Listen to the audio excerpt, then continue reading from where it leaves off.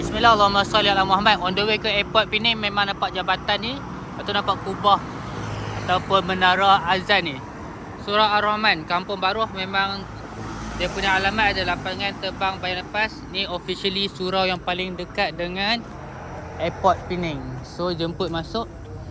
Jadi kepada sahabat-sahabat yang nak ambil kawan-kawan kat airport tu, singgahlah surau ni sebentar. InsyaAllah Allah memudahkan urusan untuk ambil kawan-kawan. Sekarang dah komat, kita akan solat Isya sama-sama. Jom review masjid daripada Love Masjid. Kita sayang masjid, Allah sayang kita. So dia punya kolah, patutnya ada kolah. So tempat ambil sembahyang sangat selesa. Memang straight lah tu. Tu dah roundabout dah. Tu roundabout airport dah tu. Memang sini 1 minit sampai airport.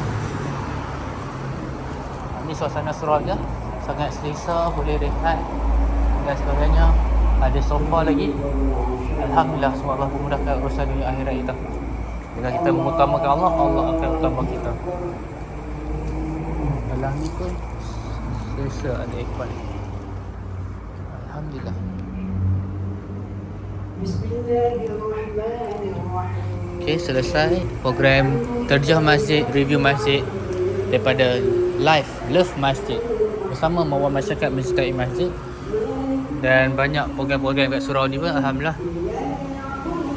Jadi selesai jalan-jalan cari masjid kali yang ke 1040.